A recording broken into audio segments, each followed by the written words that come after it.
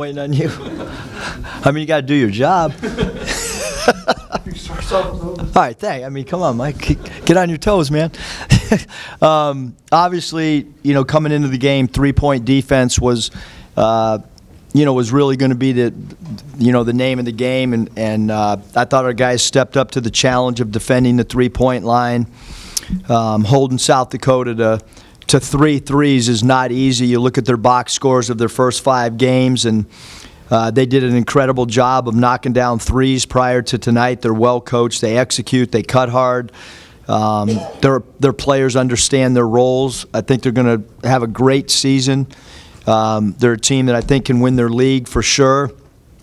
Having said all that, we changed our pick and roll defense and we switched and went to an immediate deny, which we have not done here in the first 4 games, and it's something that we did against Davidson a few years ago.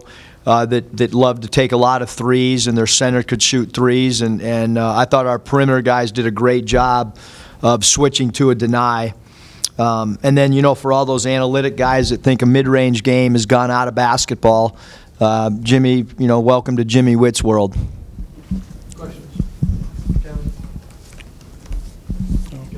Yeah, Eric, they cut it to 10 there with, I think exactly 7 minutes left. You're thinking, they're hanging around. Then you guys close out 15-4. What was the key to that? Just, defensively, I thought we did a really good job of locking in. I thought we had they got some transition baskets off 1 or 2 of our turnovers. We had a baseline switch on the defense where Mason did a pirouette.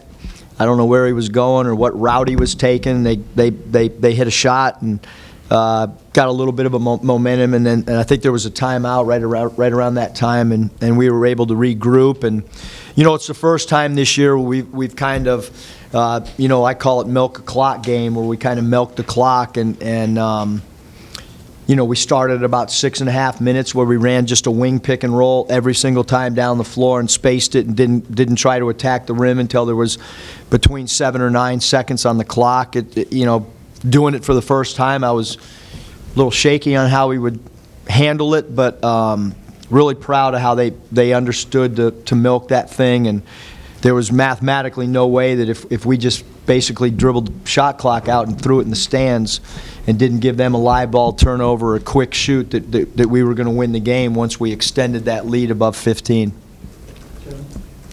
You talked about Jimmy in his mid-range game. He's been getting you off to fast starts through these games, but tonight it carried you at times.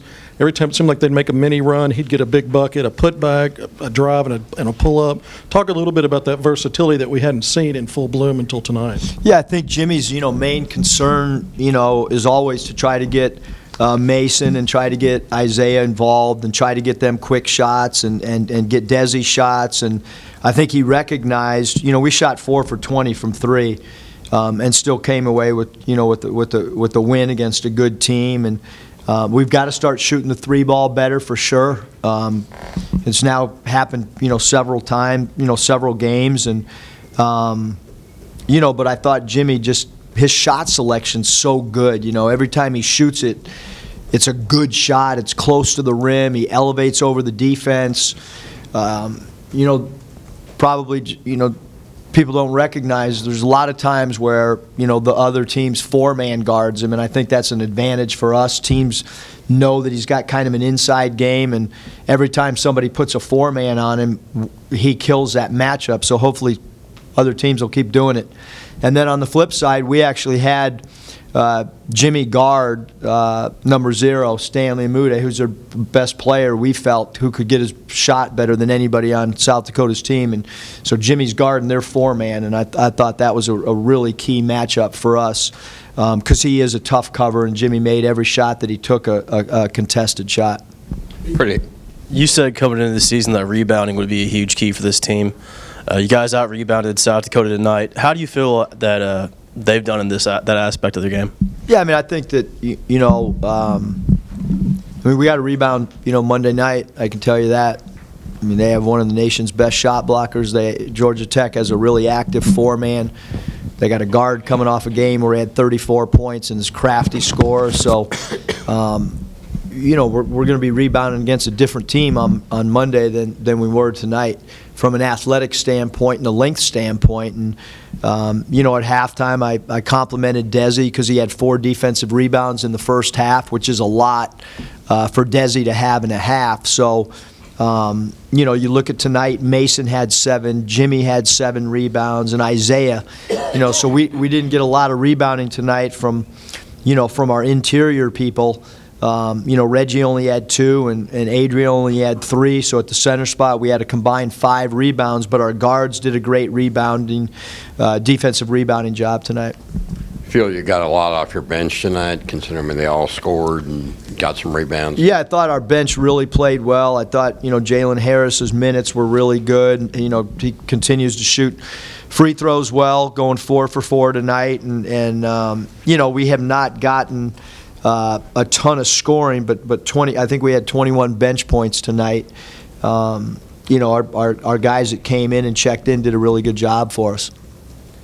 With the three-point shooting, I think Desi's like 1 of 22. It just seems kind of nuts, and Isaiah struggled again. Do you think it's just a matter of, hey, those shots got to start falling more often, or are you concerned about the three-point shooting? Or I'm concerned about a litany of things every night, but we need to make some threes because we don't post up a lot, so we've got to start figuring out how to get that lid off it, but. It doesn't do any good to talk about it with them. They just got to get in and get reps up, and when we make threes, we're going to be a lot more dangerous team from an offensive standpoint. You guys are always doing a great job, winning at home, beating the teams you're supposed to beat. Georgia Tech's already won at North Carolina State. What's your take on Georgia Tech? And is this kind of a chance for you guys to say, okay, we've been beating all these mid-majors at home we're supposed to. Now let's, what can we do against the ACC team on the road? Yeah, I think, having, 3 true road games, non-conference, is there's not a lot of Power 5 teams that have 3 true road games. There's some that might have more neutral floor games, so to speak. But, we're going into an ACC program that, like you said, won, a game at NC State. I thought they played Georgia well for stretches. They're active at the 4 and 5 spot, like really active. And, they have a guard that is just really crafty and can shoot with deep range, and so it's good. It's going to be a big time challenge for sure, as we all know, any road game against a quality opponent will be. And it's first time us, it's the first time we've been on the road at all, even traveling together as a group. So there's going to be a lot of newness starting on Sunday when we get on the plane. How do we do meals on the road? All that stuff's going to be, new. It's a new staff, so. But I also think it gives us a time to bond as well. You're with guys a lot more when you're on the road, and that'll be good for us too, I think.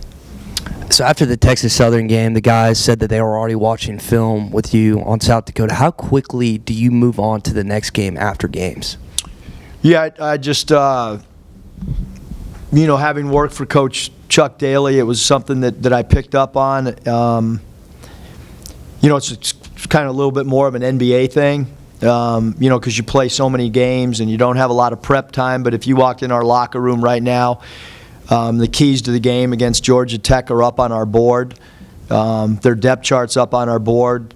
Their top scorers, rebounders are up on our board, and they'll start getting stuff texted to them tonight, whether it be video clips or a scouting report. One of the newer assistants, grabbed me after the Texas Southern game and said, Coach, you might want to let them celebrate a little instead of bringing up South Dakota. But I also think that it's really important that our guys understand, how much we respect. We won the game against Texas Southern. They're student athletes. I know they're going to have fun after the game as soon as I leave there anyhow. So, but I do think it's important that you look at the games last night. UCLA loses at home. There was 3 of them last night. that you're just wondering, like, how does this, how does it happen? And it happens when you're not mentally ready to play, because anybody can beat anybody. And so that's kind of our thought process on why let's start looking into the next opponent as quick as possible. Eric, do you feel like you guys are ready for a big road test? Are you coming to the game Monday? I can tell you after the game. Actually, that's probably the only one we're not going to be on the road for. Sorry about that. I mean, I don't know. I think it's a great question, and I think we're still evolving as a team offensively.